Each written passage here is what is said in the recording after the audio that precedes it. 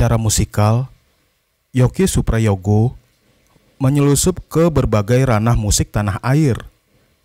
Tak hanya konotatif dengan musik rock, tapi juga berbaur di balik musik pop, etnik folk, dangdut, hingga pertunjukan bersetting opera.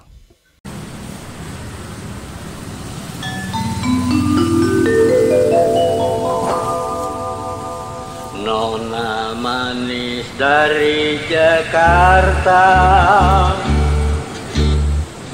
pinggang ramping dan jelita, kain songket baju sutra,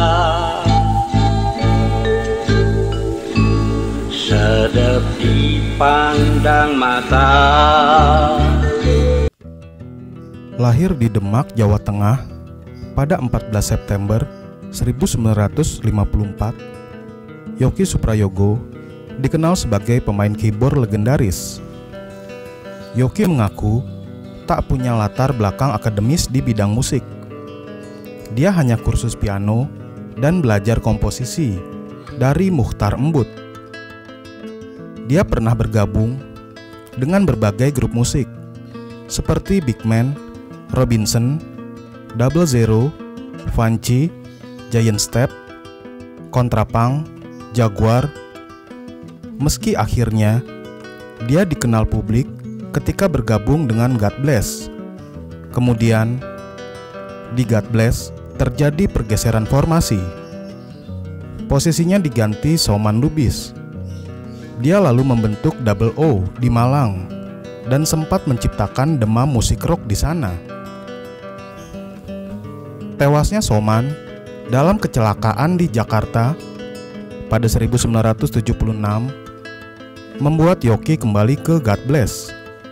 Dia membawa gitaris Ian Antono dari Malang untuk masuk God Bless.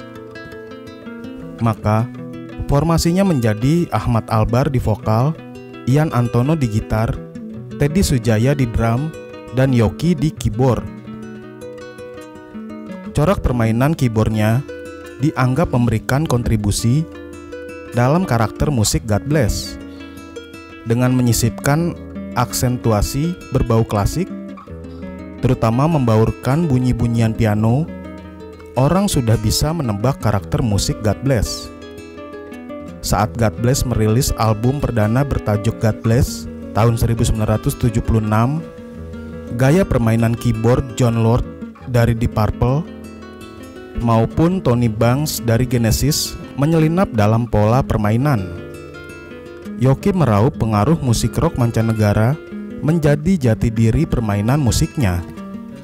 Selama 3 tahun berturut-turut sejak 1976, namanya selalu ada di posisi tertinggi dalam pemain keyboard terbaik Indonesia yang diadakan beberapa majalah hiburan di Jakarta dan Bandung.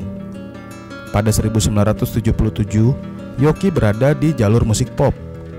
Saat itu, dia menjadi arrangers album lomba cipta lagu remaja yang diadakan Radio Prambors.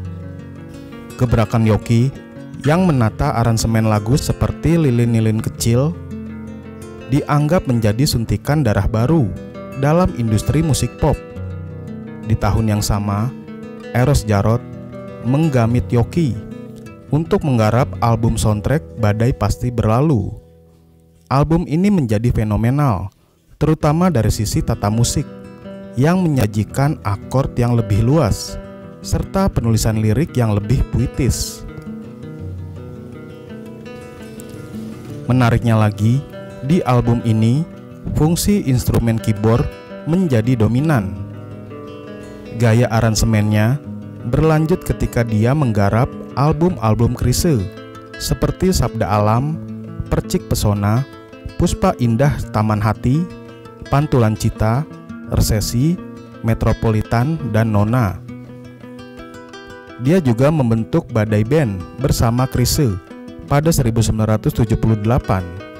Lalu, bersama pemain biola Idris Sardi, Yoki terlibat dalam proyek rekaman Andi Meriem Matalata.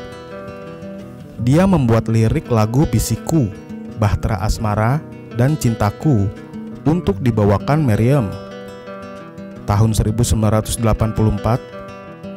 adalah tahun terakhir Yoki berkolaborasi dengan Chrisye. Namun, dia masih produktif menggarap album musik pop dari berbagai penyanyi seperti Dian Pramana Putra, Kinan Nasution, Titik DJ, dan lain-lain. Tahun 1987, Yoki bergabung lagi dengan God Bless. Muncullah album Semut Hitam. Yoki pun kembali menjamah musik rock dengan menjadi player dan music director pada album milik Mel Sandi, Ita Purnamasari, Ikang Fauji, dan Nicky Astria. Yoki juga membagi dirinya dalam proyek Kantata Takwa yang digagas Setiawan Jodi. Di luar kantata, dia juga mendukung kelompok Suami dan membentuk kelompok Suket tahun 1992 bersama sederet pemusik Surabaya.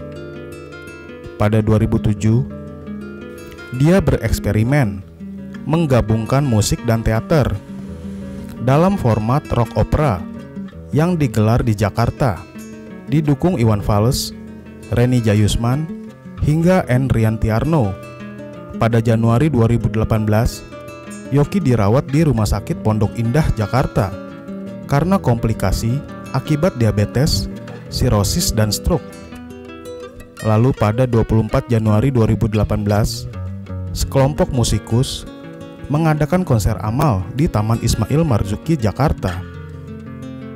Konser bertajuk Pagelaran Sang Bahaduri ini dilaporkan berhasil mengumpulkan dana sebesar 514 juta untuk membantu membiayai perawatan Yoki. Pada 5 Februari 2018, Yoki meninggal dunia.